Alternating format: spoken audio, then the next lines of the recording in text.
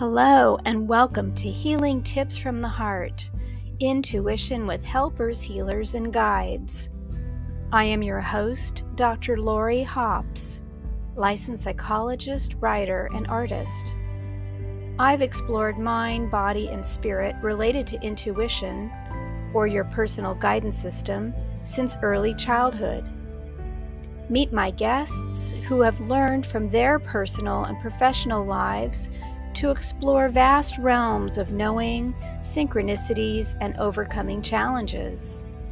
Their stories may inspire you with tools to enhance your daily living and relationships. Hello, everyone, and welcome my special guest for today, Tamara Friebel. Tamara is a composer and performer from Kahuna, Australia, and she's currently residing in Austria.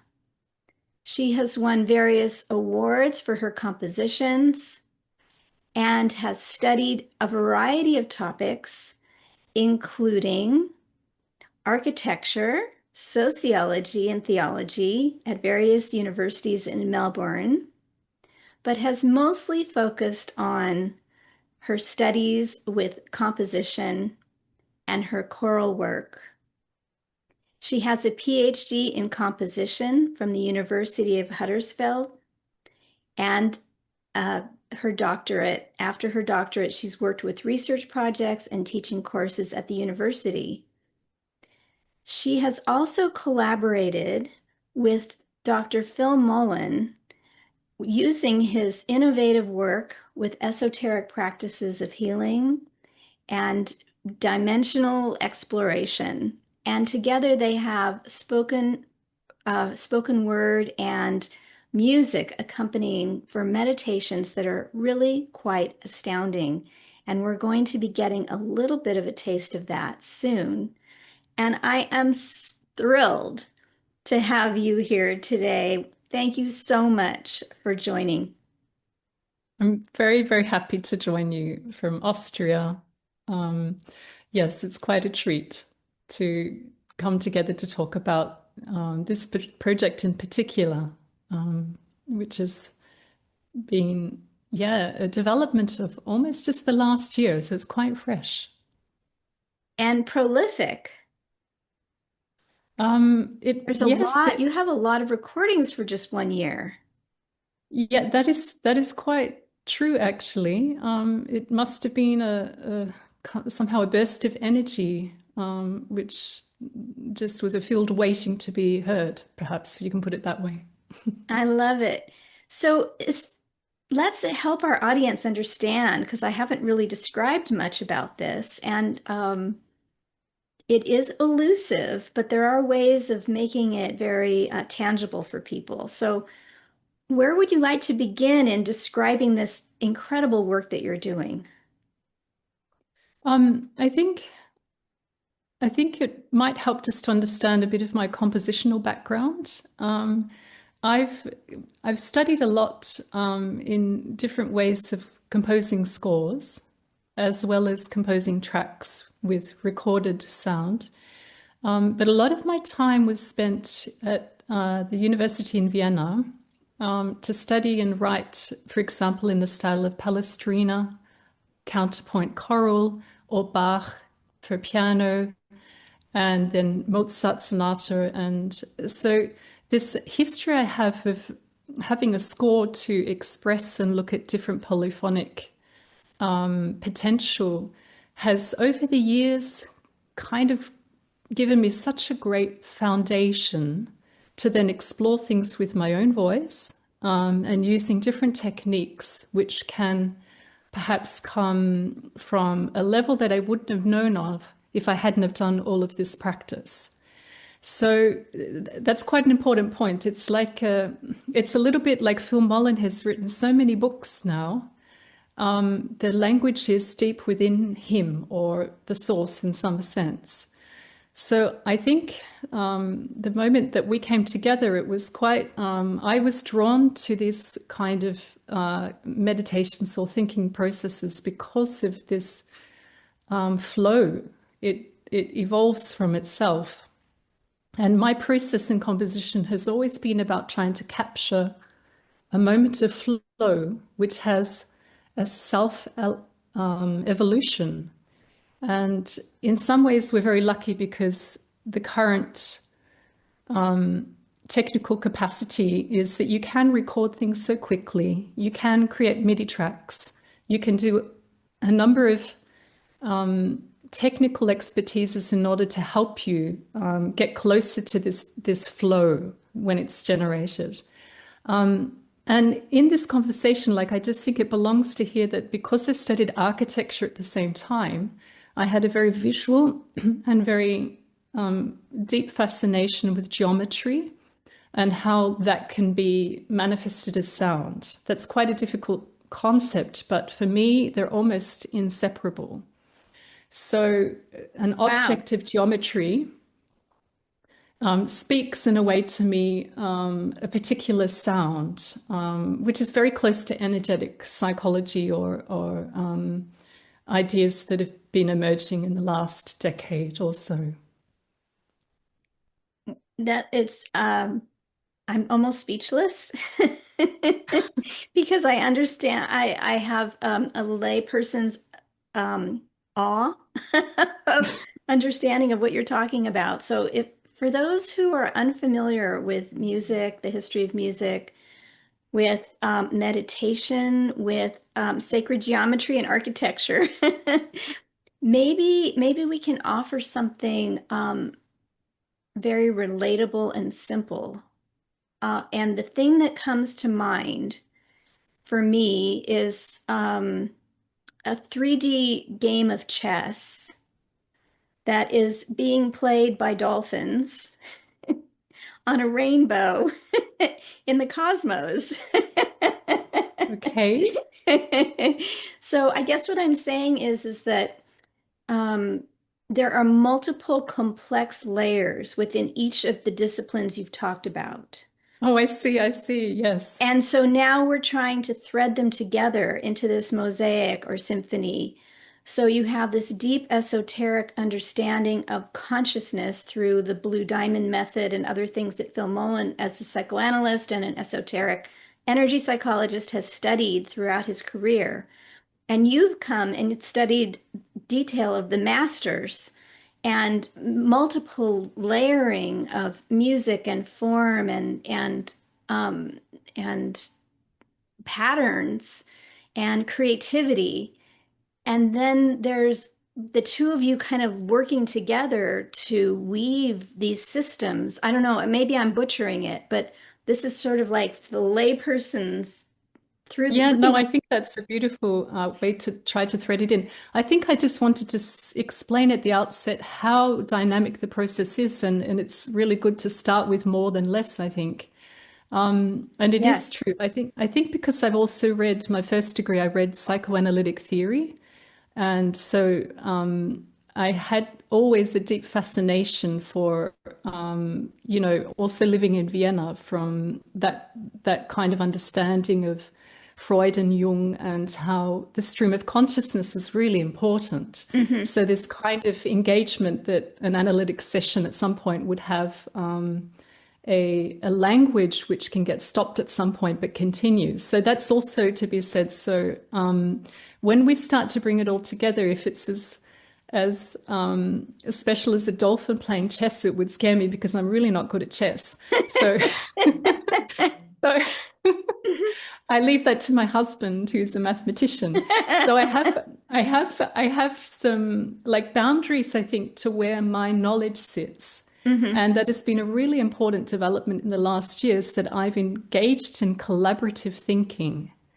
And collaborative thinking doesn't mean that you try to learn everything. It means that you try to engage with someone on a level that you can perceive them without having to dominate their knowledge. Yeah. And this is actually a really difficult thing to do. In some ways, I worked in a department with mathematicians for many years, and they know so much Yeah. compared to me. So it actually is a very quick way to try and release your ego and to say that I don't know quite how to do that. But what I can offer is this. And so what you were suggesting is how it came together was quite profound. I think I'd sent on a file to Phil, and he was quite, he kind of said, oh, that sounds like the primal sound fields. Mhm. This, you sound like the instrument and voice of the primal sound fields. And it was quite a different language to what I'd ever heard before, you know, the primal sound fields. And then when I started to research it deeper with Phil and read The Blue Diamond and so on, I did start to understand what he meant by that. Beautiful.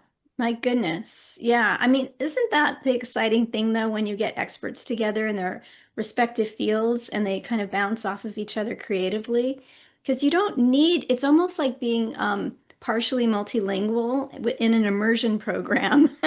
You're like, well, I can order food and find out where the lavatory is, and that's about it.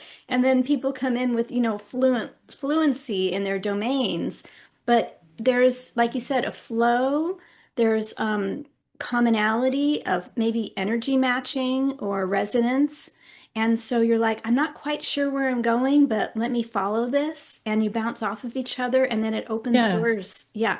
totally. You have to have a huge amount of trust in the intuitive process. Yeah. And also not to suggest you might even know the outcome, which which is easier said than done, actually. Yeah. That's where It's a faith and trust practice, come isn't in. it? It's Yeah. yeah.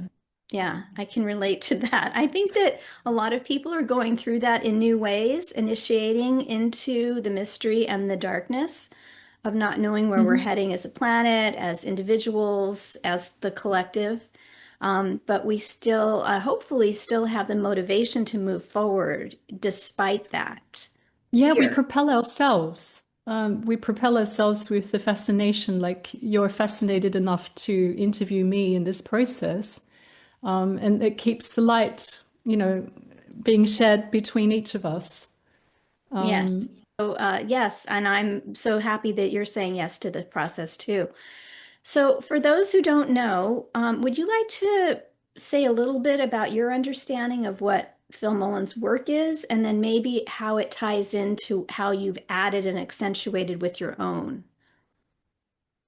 yes, so in specific terms, the blue diamond is, I would say it's a topic that Phil Mullen has been fascinated by for quite a few years before it came into a book form.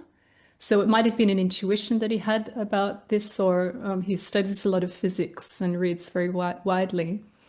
So before it came to book form, it was like this fascination with geometry and how there could be a portal in each human to the unified field in terms of a healing potential for all of us or for an individual.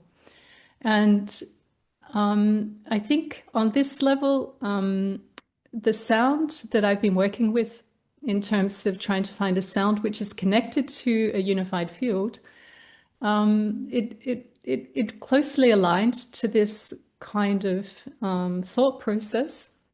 I've done a lot of writing for orchestra, well, not really orchestra, but orchestral instruments and choral in a very niche genre called contemporary composition, which is quite a niche because you need to hear a lot of literature in order to get into it. But I started maybe 2 years ago a project dedicated to Sanskrit, just me singing with a very different aesthetic, actually. And it was a whim that I wanted to follow. And so I started a daily performance for me of different Sanskrit texts, working through, what it could mean if I kept following it for a daily process. And this project somehow aligned with the Blue Diamond meditations that I saw online from Phil, because he offers quite a few on his YouTube channel. And for me, what fascinated me was the process of the Blue Diamond guided meditation or the system is an energy flow which takes you through something, if it's enunciated with words or even a feeling. And this meditation practice, also without sound, just with the text, works really well. But I kept on hearing this mantra project that I'd been working on with it. And so this kind of curiosity to try and put them together was quite natural. It was like a self-evolution, just to try it. And the moment we tried it, it just felt really like they belonged together. How wonderful. What a delightful surprise. Yeah. Yes. Yeah, no, it's really true. It's uncanny when something doesn't take much work. Like, of course, we work hard with everything we do, but then at some point it just comes together and you're like, oh. So Phil would be saying a meditation, for instance, on he would mention something in the meditation about the celestial violin. I would get off the Zoom call, I would get my violin out, and I would use that to compose for that track. So I have a lot of instrumental knowledge. I play the violin and the cello, the horn, the piano. So all of these kind of virtuosic elements, just if they want to come out and shine, they can. So that was important too for me as well, to be in touch with the tactility of sound and not just through a MIDI generated sound or something. Yeah. It's like the physical vibration in the body, creating it in the moment. Yeah. This moves energy in a Absolutely. different way. Yeah, absolutely. And the violin has such a high pitch. And I'd been talking to Phil about this dilemma of he had this vision or somehow this feeling that it was much higher vibrations that we needed for something. And so I thought, okay, well, we can't, okay, let's try and push it higher. And then I got the violin out and I just, yeah, often they're done in one take, which is quite uncanny that it works. Yeah. How beautiful. Wow. Pure magic and practicality. Yes. Yeah. When things like that happen in my life, it feels as if it's almost like the premiere after many years of rehearsal, even though I might be Oh, meeting that's someone. so true. Yeah, doesn't it feel like that? It's like Yeah. you've done Yeah. all of the backstory and the practice and the fretting and the frustration and and then you finally it's like it's the night of the premiere and it's like ta-da! But Totally. sometimes that happens the first time you meet someone, the first time you try something. It's as if you're already at the premiere. Yeah, I wonder, I mean, I think maybe on an energetic level we've met people before. I don't Yeah. know if you want to talk at that level, but there is something about shared history on an energetic level. And then when they collide, you can so appreciate all the effort that the other person has put in as Yes. well. Yes. And then it's so familiar. Yeah, It yeah. is effortless. Yeah, it's quite beautiful. I've had that happen many times in my life. And the opposite too, where you are like, why isn't this working with this person? It should work. Like on paper, it should work. And it just doesn't. Like every single Yeah. time, it just doesn't. And so I think that that's also kind of like the shadow side of the same dynamic. Yeah, I You know, would say so. yeah. And I think even working through the shadow side can come to a different kind of fruitful process. Because you learn maybe how to accommodate, that. But when it does work, it's astounding. So you have this feeling that you don't give up on something, but when something really works, you can appreciate that it comes maybe from somewhere else and not yourself. I mean, I think I've spent a lot of time doing that mantra project, and I'm like, well, what's this going to be good for? What on one level, but it was already really fulfilling for me as a spiritual practice or as to make me a better person. But is that enough? You don't know, sometimes even this thing you're doing, which you're putting your heart into, you don't know when it might be ready to take on a different transformation. Oh, thank you for that journey. I feel like I'm right there with you. And, I'm wondering if this might be a good segue. to actually let the audience hear. I'd just like to play a sample of one of the latest tracks we've done, which is dealing with the theme of clarity.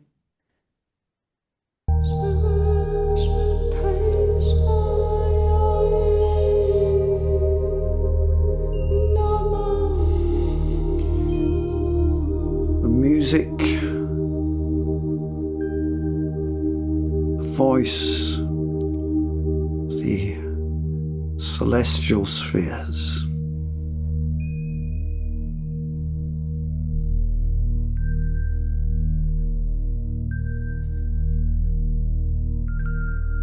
Vibration, the higher realms of sound, of music, of voice.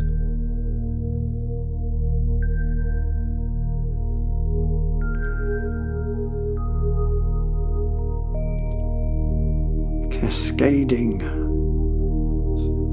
through our physical form.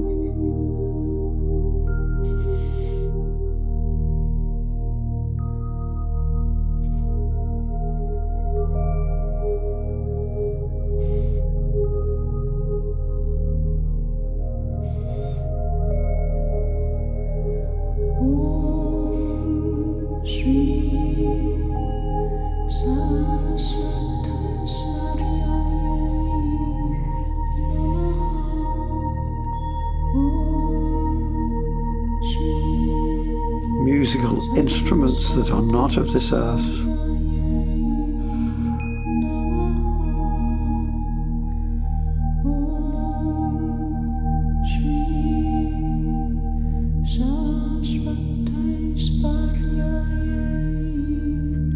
The voices and language, the angels,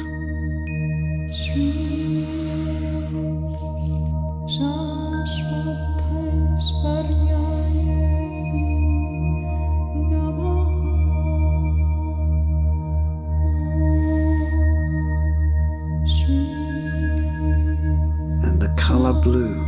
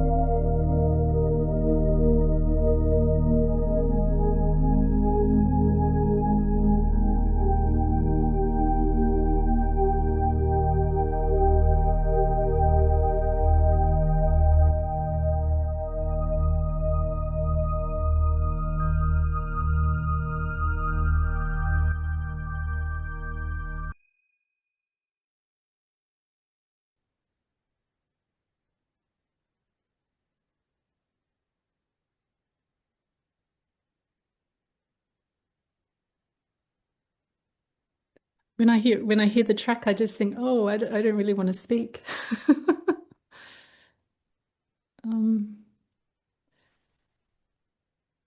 Yeah, it takes us somewhere, doesn't it? Yeah, it's a curious thing that we use words to guide our thoughts into a place of peace and overcoming of certain issues, or a way of meditating on a force for good over political problems or something. But the curiosity of this collaboration is that at some time it just takes you back to a place of peace. We should just be playing it all day and all night.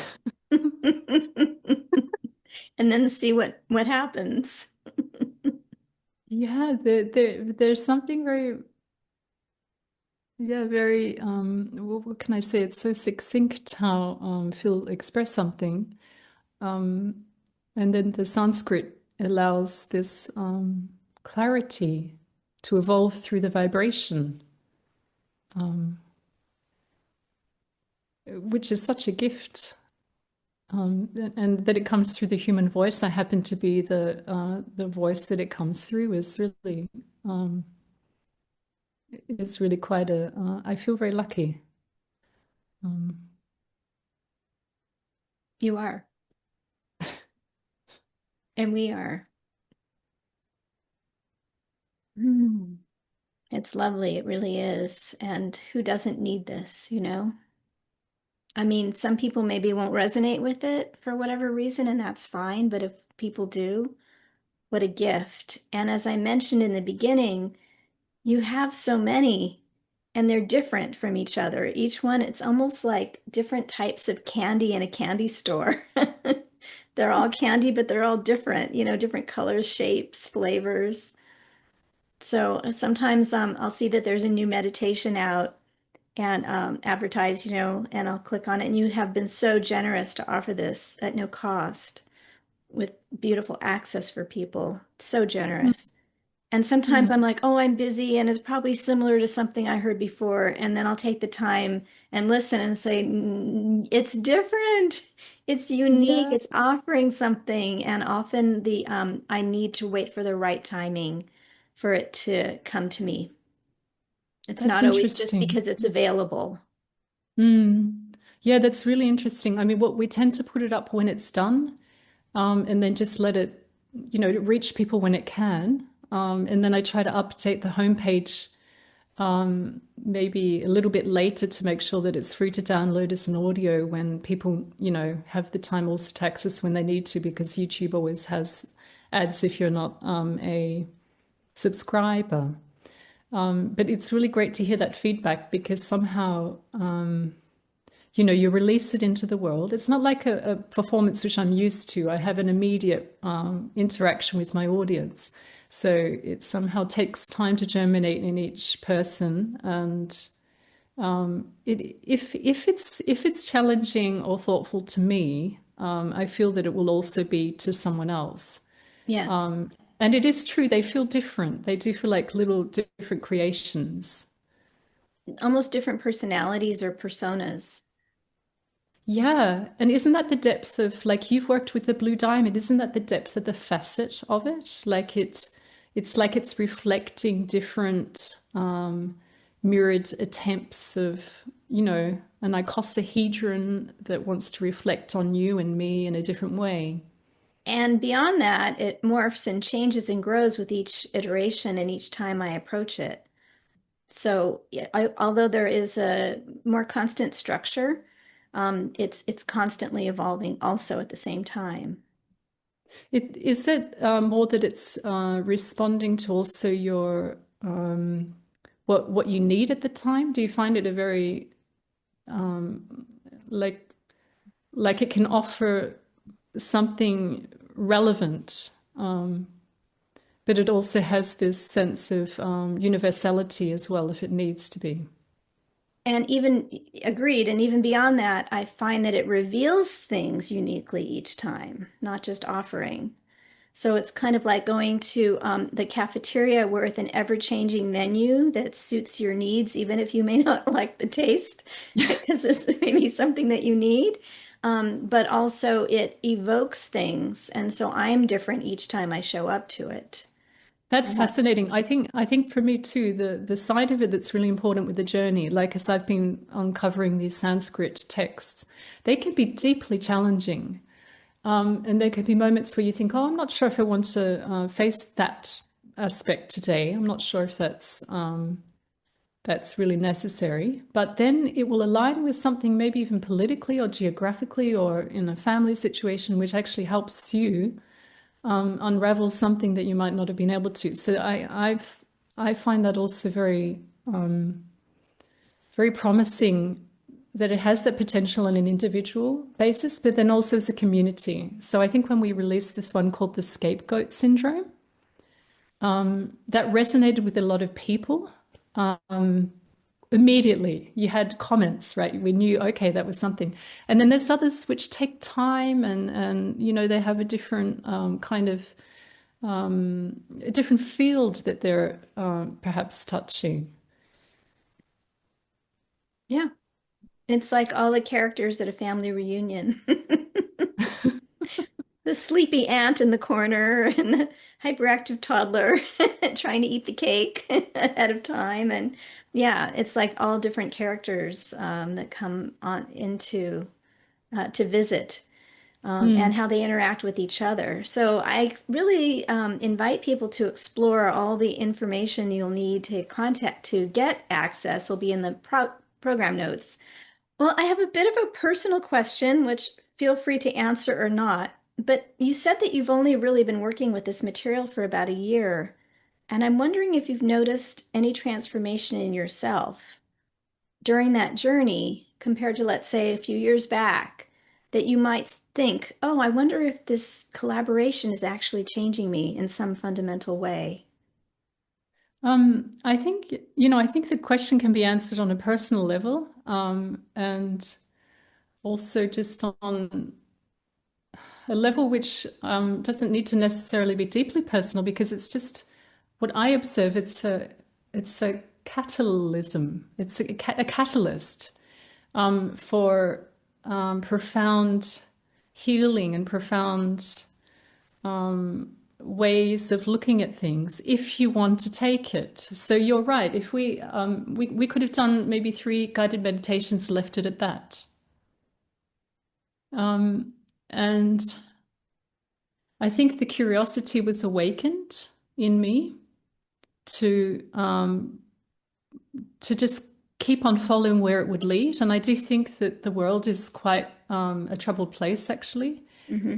currently. So in some ways, I think that it's been a gift given to us, and I feel lucky to be the instrument, to be one of, to be able to bring this, to light in some ways. And maybe I also feel a sense of responsibility with this work. So the book that Phil Mullen released recently, Physics of the Mind, Hmm. it's also a beautiful alignment with that work and that literature and how Phil describes it so succinctly. So it feels like it's a very timely tool to have available to us at the moment. And so, of course, it's actually made my life quite different on one level. But I have been, I will be honest, I have done a lot of guided meditation in the past. It's prolific at the moment. There are so many different methods. And also just Sanskrit singing. There's a lot of, we have so much available at the moment. But what struck me in particular with this, and you will know because you've been the president of ACEP, and this organization which has explored technique and things on the edge, would you say? Yeah, It's pushed foundational work and yes, very out there. it's pushed things to the edge which might be termed esoteric and so on. Yes. And I feel like I get pulled into it further and further because it's so fascinating, and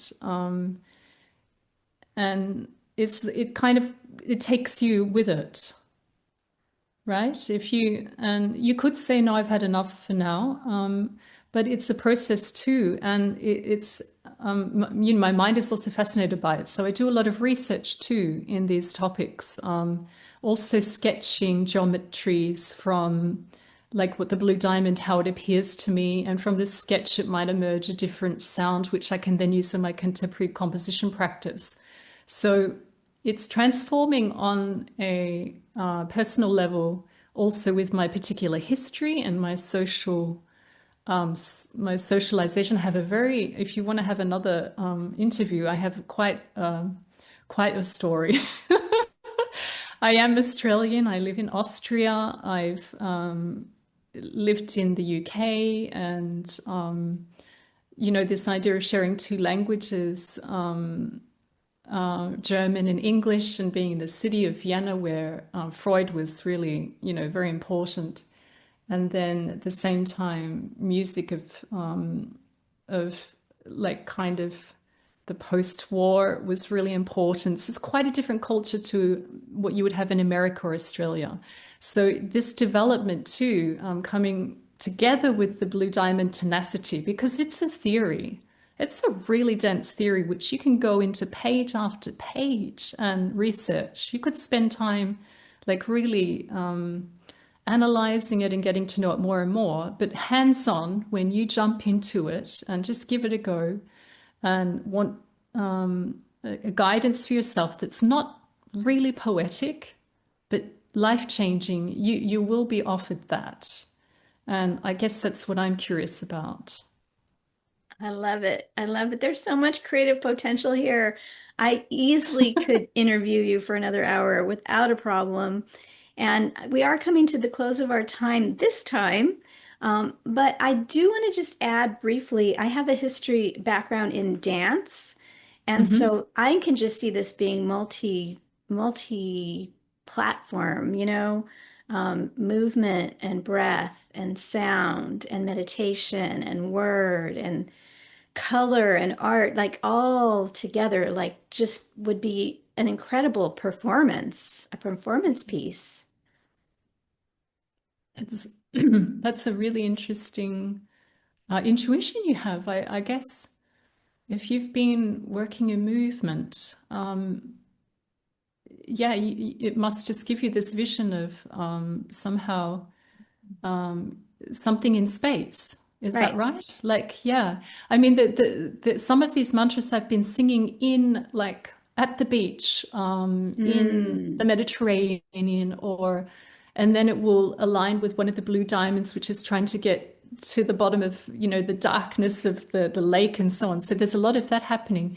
But to actually transform it through a body, yeah, to have that would be another level that could be really fascinating because it's true, the body and how it breathes, how you relate to this replication of the blue diamond being, above you and then below you in the Muladhara, down grounding to the earth. It can be very much mirrored in maybe Carnatic dancing of southern India, which has been uncovered in the last years as well after the British Commonwealth kind of suppressed all of those practices.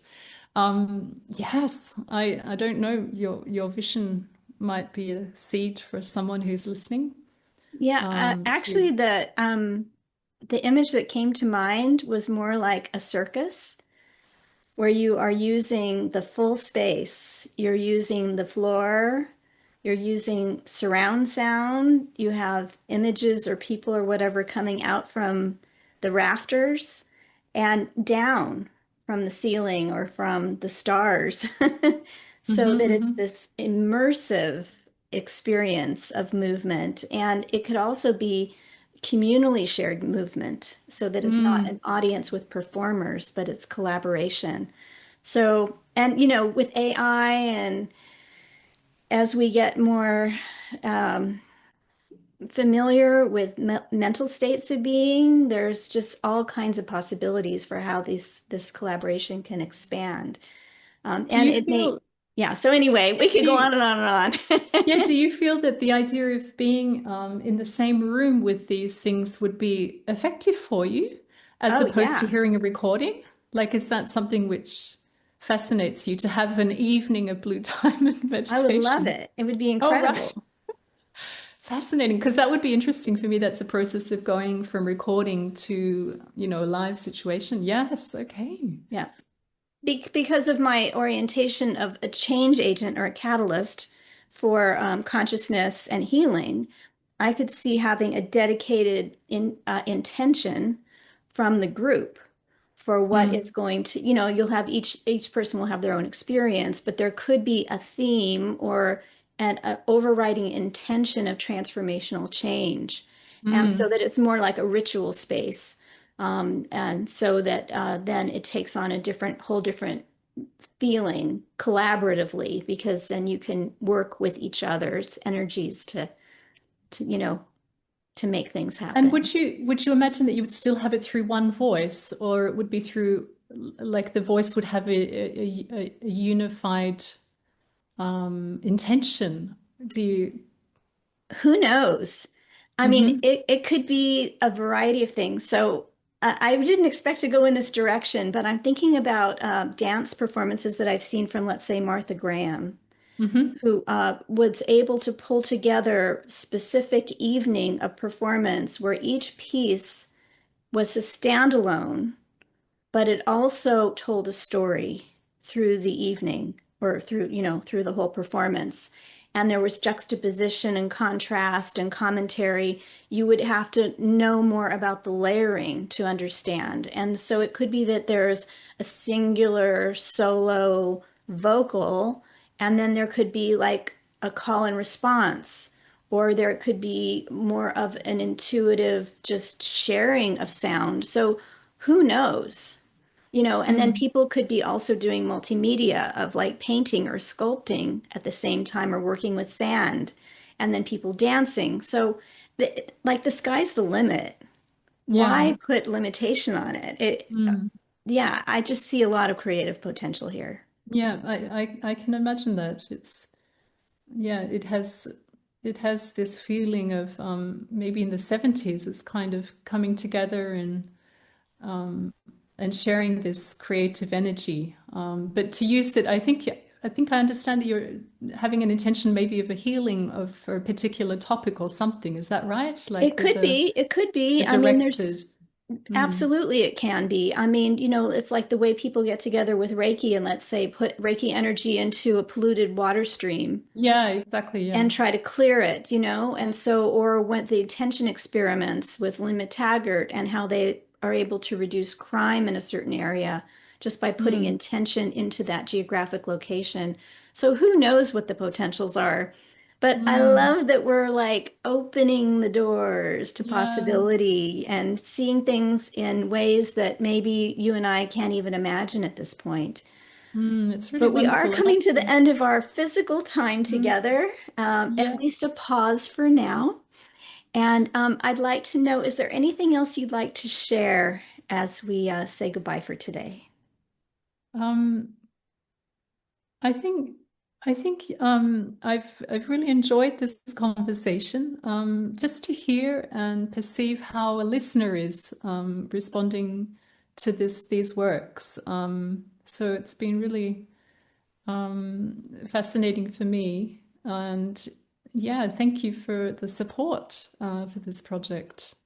Yes, I'm really touched. Oh, thank you. Thank you so much. Yeah, it's a delight for me to see it come to life in a different way because I've been talking with Phil for many years about his creative pursuits and was one of the behind the scenes cheerleaders saying, "You've got to write the book. You've got to write the book." So, and Really? oh, for the Blue For the blue Diamond, dot. Oh, you know Phil that long. That's I've amazing. known him, yeah, for 15 years, maybe Oh longer. wow. Yeah, through ACEP. So That's such a yeah, that's such an incredible thing that you've said, do it, do it. it has to get into the world. It has to. And there were many blocks and doubts along the way, as there always are for something massive. But anyway, Yeah. so I love the collaboration. I love seeing what you've done, and I just really encourage people to discover for themselves, whether it's the videos, the books, the audio, whatever else is going to be created down the line, and to become part of it and make it personal for yourself, whatever it is you can pick up or let go of. Mm. So thank you so much. It's been just a delight. Thank you, Laurie. I've really enjoyed it. Okay, bye-bye, everyone. Bye.